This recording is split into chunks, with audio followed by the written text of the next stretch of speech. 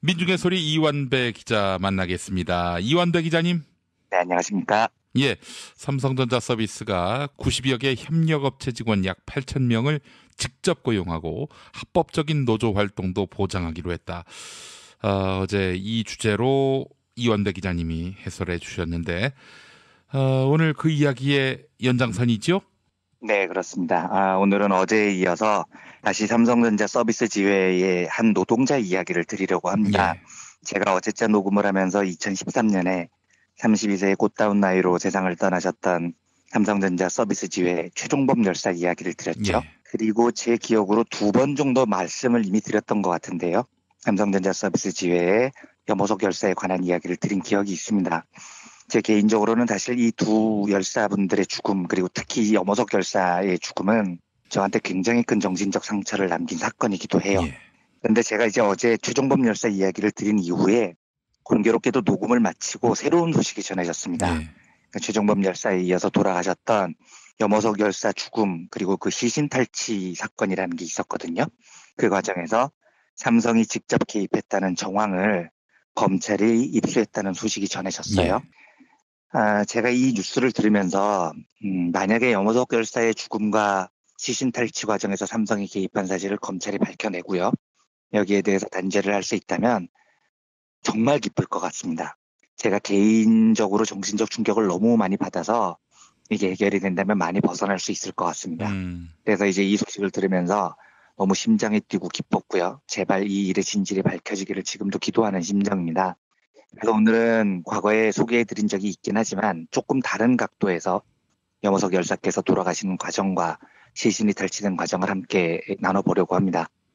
어제 말씀드렸듯이 삼성전자 서비스 지회의 노동자들이 2013년 7월에 노조를 만듭니다. 이제 이때 당시만 해도 76년이라고 하죠. 76년 동안 이어졌던 삼성의 무노조 경영에 정면으로 반기를 드는 아주 역사적인 사건이었습니다. 삼성은 그야말로 어제 말씀드렸듯이 노조를 쌩까는 전술을 들고 나왔고요. 이에 반기를 들고 2013년 10월에 마지막 밤에 최종범 열사께서 스스로 목숨을 끊으셨습니다. 이게 이제 어제까지 드렸던 이야기입니다. 이듬해인 2014년 5월 17일에요.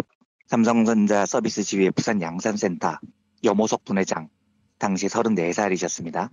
염호석 열사가 정동진안 공터에서 아반떼 승용차 안에서 숨진 채로 발견이 됩니다. 차량 조수석에 타다 남은 번개탄이 있었고요. 부모와 동지들에게 쓴 유서도 발견이 됐습니다. 그러니까 스스로 목숨을 끊으신 거죠. 예. 이 이야기는 제가 작년에도 한번 드렸지만 지금 이제 오늘의 요지는 삼성이 시신 탈취 과정에 개입했다는 게 요지니까요. 그 부분에 초점을 맞추고 사건을 다시 한번 재구성해 보겠습니다.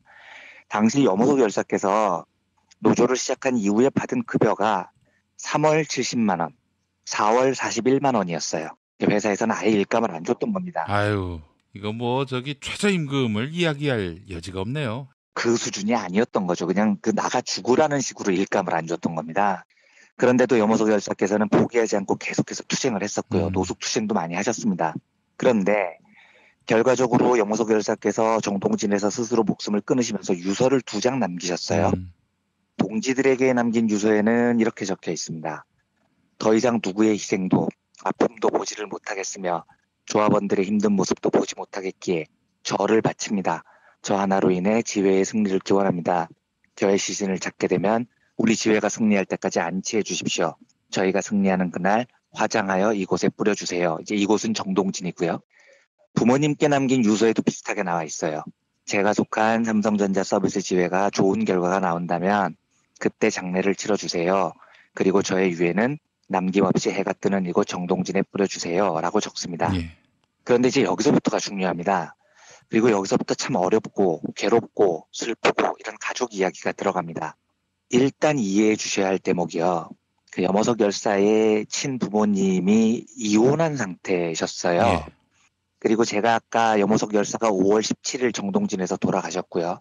유서를 통해서 시신을 동지들 옆에 있게 해달라라고 유지를 남기셨다고 말씀을 드렸죠. 그런데 바로 다음날 18일 새벽 1시 30분에 노조원들하고 염호석 열사의 아버지하고 합의를 합니다.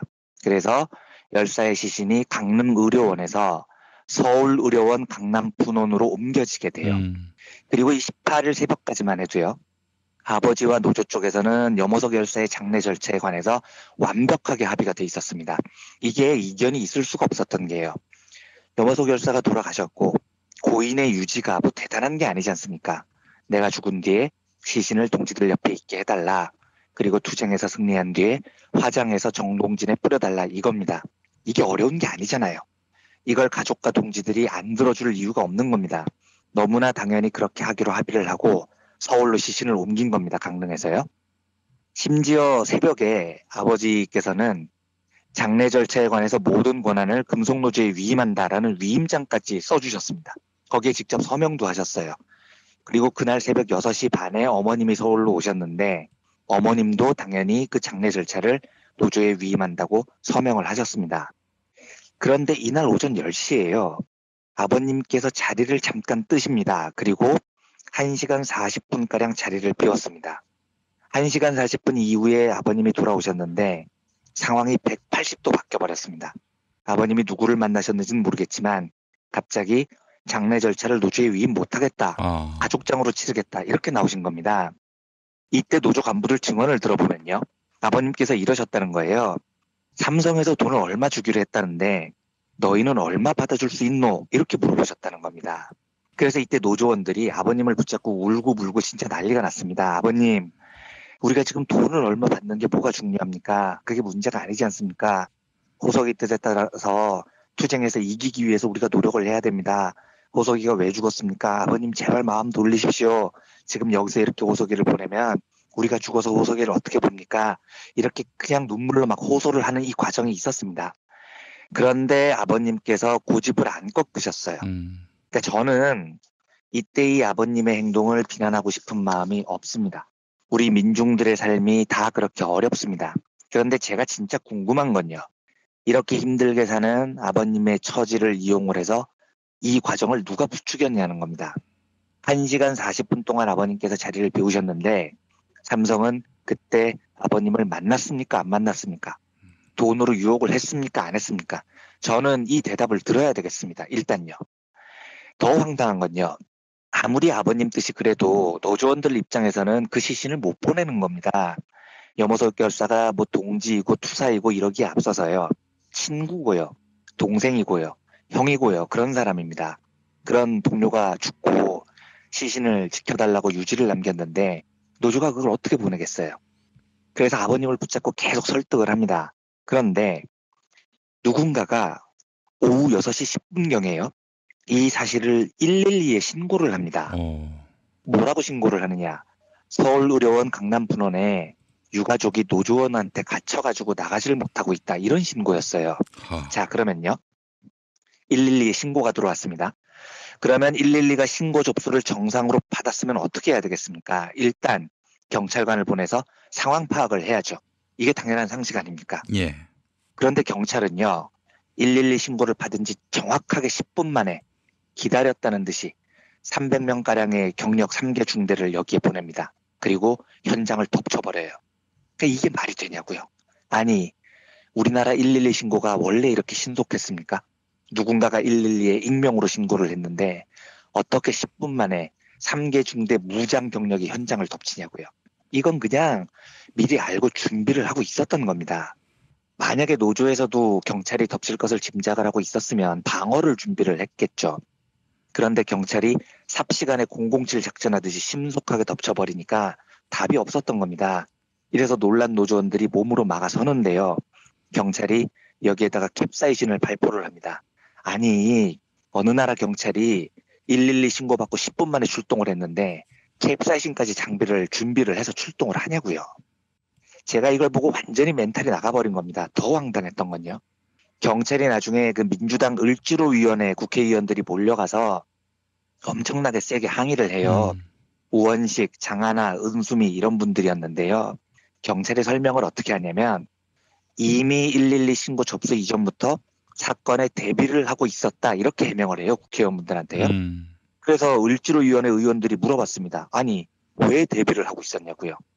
이때 이인성 당시 경찰청 차장이 한 얘기가 뭐냐면 처음에 강릉에서부터 올라올 때부터 노조 측하고 아버지의 주장이 엇갈려가지고 이런 부분이 있기 때문에 서울로 오게 되면 충돌이 있을 수 있을 것 같아서 우리가 준비를 했다. 이렇게 답을 합니다. 그런데요, 이 진짜 야부리를 털어도 이렇게 털면 진짜 곤란한 겁니다. 여보세요. 제가 아까 이야기를 했듯이 서울로 올라오는 그 새벽까지요. 아버지가 서울에서 삼성을 만나서 1시간 40분 자리를 비우기 전까지요. 아버지, 어머니, 노조 모두 장례 절차에 대해서 아무런 이견이 없었다고요. 전부 다 노조에게 위임한다고 합의를 했고 서명까지 해줬습니다. 무슨 강릉부터 갈등이 있었다는 겁니까? 그러면 서울에 올라오기 전부터 아무런 갈등이 일절 없었는데 경찰은 무슨 수로 예언을 해서 미리 갈등이 있다는 걸 예견을 하고 그걸 대비를 하고 있었다는 겁니까? 무슨 예언자입니까? 이 말은요. 결국은 이미 강릉에서부터 이 일이 있을 것을 미리 예견을 하고 있었다는 겁니다. 어떻게 예견을 하고 있었겠습니까? 결국은 삼성으로부터 뭔가 언지를 받았다고밖에는 어떻게 해도 설명이 안 되는 상황인 겁니다. 그리고 이런 일을 저지를 동기가 있는 범인은 삼성하고 이재용밖에 없어요. 한 노동자가 죽었고 그게 사회 이슈화가 되는 게 싫고 노조원들 곁에 영호석 동지의 시신이 있으면 투쟁은 더 거세질 거고요. 그러니까 아버지 구워 삼고 경찰한테 미리 얹으라고 그래서 112 신고 들어오자마자 염호석 열사 시신을 도둑질해 간 거 아니냐고요. 저는 확신합니다. 그래서 이렇게 자신 있게 이야기하는 거예요. 만약에 아니면 삼성은 저를 명예훼손으로 고소하세요. 누구 말이 맞는지 법정에서 한번 붙어보자고요. 이게 끝이 아닙니다. 그렇게 시신을 탈취한 다음에요. 이제 노조 조합원들이 수소문을 막 해서 이틀 뒤에 그 아버님이 주도를 해서 밀양시 공설 화장장에서 염호석 열사 시신을 화장한다는 사실을 노조가 확인을 해요. 그래서 그날 오전 11시 30분에 노조원들이 밀양 화장장으로 집결을 합니다. 염호석 동지를 그렇게 떠나보낼 수가 없었던 겁니다. 그리고 그때 어머님께서도 같이 노조원들하고 밀양 화장장에 가셨어요. 그래서 시신을 돌려달라고 요구를 합니다. 이때의 동영상이 있는데 진짜 눈물바다였습니다. 그러니까 제발 돌아가신 열사의 유지대로 아들의 뜻대로 장례 절차를 진행하자고 정말 많은 사람들이 간절히 열렬히 싸웠었습니다. 그런데 이때 또 경찰이 우르르 몰려옵니다. 그래서 유골함을 빼돌려 버려요. 그러니까 이번에는 물어봤죠. 경찰이 왜 왔냐고요.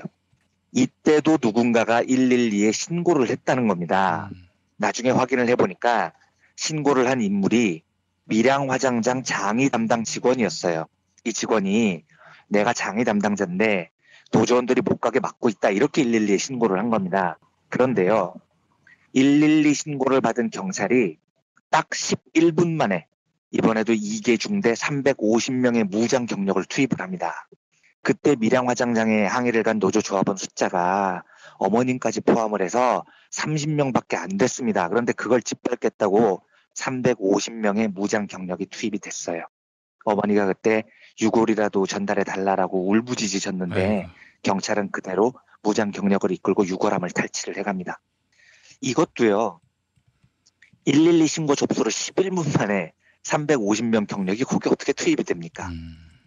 이때 경찰이 해명한 말이 원래 우리가 밀양의 송전탑에서 투쟁에 오래 있었잖아요. 그래서 밀양 송전탑 투쟁에 대비하고 있던 경력을 긴급하게 112 신고를 받고 화장장으로 돌렸다. 이게 경찰의 해명이에요. 근데 이게 말이 안 되는 게요. 밀양 송전탑 투쟁이 벌어졌던 장소하고 밀양 화장장까지의 거리가 무려 27km입니다. 차로 달려도 40분이 넘는다고요. 그런데 112 신고를 받자마자 송전탑에서 경력을 돌렸는데 화장장까지 11분 만에 도착을 했다고요. 말도 안 되는 소리인 거죠. 그러니까 이것도 당연히 미리 삼성하고 공모를 한 겁니다. 저는 당시 이 보도들을 쭉 보면서 정말 속으로 충격을 많이 받았어요. 다른 것도 아니고 돌아가신 분의 유해를 탈취하는 놈들을 이거 어떻게 인간이라고 부를 수 있겠습니까? 제가 그래서 그때 와 진짜 이자들하고는 진짜로 같은 하늘 아래 살 수 없다 이런 결심이 들었다니까요. 이걸 갚지 않고는 돌아가신 염호석 열사를 어떻게 볼 수 있겠냐 이런 생각이 들었습니다. 제가 또 황당한 이야기 하나 더 해드리겠습니다. 예. 엊그저께 삼성전자 서비스가 8,000명의 노동자들을 직접 고용으로 전환을 했죠. 이게 염호석, 최종범 두 열사의 꿈이었던 겁니다. 그리고 이 꿈이 마침내 이뤄진 거예요. 그러면 살아남은 우리들이 제일 먼저 해야 될 일이 뭐겠습니까? 이 기쁜 소식을 염호석 열사나 최종범 열사께 알려드려야 되는 거죠. 예. 그런데 우리가 지금요. 염호석 열사 유해가 어디에 있는지 몰라요. 어디에 뿌려졌는지도 모릅니다. 예. 어디에 보관돼 있는지도 우리가 몰라요, 지금. 그러면 우리는 도대체 어딜 가야 염호석 열사께 이 기쁜 소식을 전하겠습니까? 그러니까 정말로 입에 담기도 어려운 처참한 일들이 이 당시에 벌어졌던 겁니다. 네. 엊그저께 들렸던 너무 기뻤던 소식은 바로 이 삼성이 열사 시신 탈취 과정에서 개입을 했다는 단서를 검찰이 잡았다는 겁니다. 검찰이 그걸 입수를 했대요. 그리고 그 입수한 자료에 따르면 당시에 삼성 고위 관계자가 이 일을 진두지휘했고요. 그와 관련된 녹취가 나왔다는 거죠. 그리고 검찰이 어제 18일 다시 한번 삼성전자 서비스에 대한 압수수색을 감행합니다. 이번이 세 번째였습니다. 근데 이번 압수수색한 곳을 보니까 양산센터가 들어가 있습니다. 이 양산센터는 바로 염호석 열사가 속해 있었던 곳이었습니다. 제가 정확한 건 알 수 없지만 검찰이 이곳을 압수수색을 한 것을 보면 염호석 열사가 돌아가시고 시신 탈취 과정에서 삼성이 어떤 일을 했는지에 대한 수사도 지금 검찰이 진행하고 있지 않을까라는 기대를 갖지 않을 수가 없습니다. 예. 그래서 마음으로 부디 부탁드립니다. 검찰이 삼성의 노조와의 문건에 대한 수사 강도를 절대로 낮추지 말아주기를 바라고요. 그리고 도대체 어떤 놈들이 감히 돌아가신 염호석 열사의 시신을 이렇게 무참히 강탈해 갔는지도 꼭꼭 좀 밝혀주기를 간곡히 바랍니다. 제가 어제 8,000명의 노동자분들이 직접 고용됐다는 소식을 듣고도 이 기쁜 소식을 염호석 열사께 전해드릴 수가 없는 겁니다. 우리는 그분이 지금 어디 있는지 모르니까요. 그게 너무 슬프더라고요. 그리고 이번 일을 계기로요. 제발 좀 우리 사회가 한 걸음씩 나아갈 때 좋은 사회가 되면서 사람 좀 죽지 않았으면 좋겠습니다. 그리고 돌아가신 분들의 시신을 탈취하는 이 폐린족 일도 다시는 벌어지지 않았으면 좋겠습니다. 조금 정상적으로 우리 한국 사회가 앞으로 나아가기를 정말 진심으로 소망을 합니다. 삼성이 문호조 경영을 벌인 것과는 별개로 염호석 열사의 시신 탈취 사건은 저는 반드시 수사가 돼야 된다고 믿습니다. 그 간절한 소망을 담아서 오늘은 삼성이 염호석 열사 시신 탈취에 개입한 정황이 드러났다는 소식을 정리해봤습니다. 예. 사람답게 사는 세상의 출발점은 사람이 안 죽는 세상 아니겠습니까? 당연하죠. 예, 제발 좀 아무도 안 죽고 발전해야 됩니다. 얼마 전까지만 해도 우리가 그런 세상에 살지 못했다는 점을 또 느끼게 해주셨습니다. 지금부터라도 꼭 그런 세상을 만들어야죠. 아무도 죽지 않는 세상을요. 네, 알겠습니다. 자, 이완배 기자님 오늘 말씀 잘 들었습니다. 네, 감사합니다.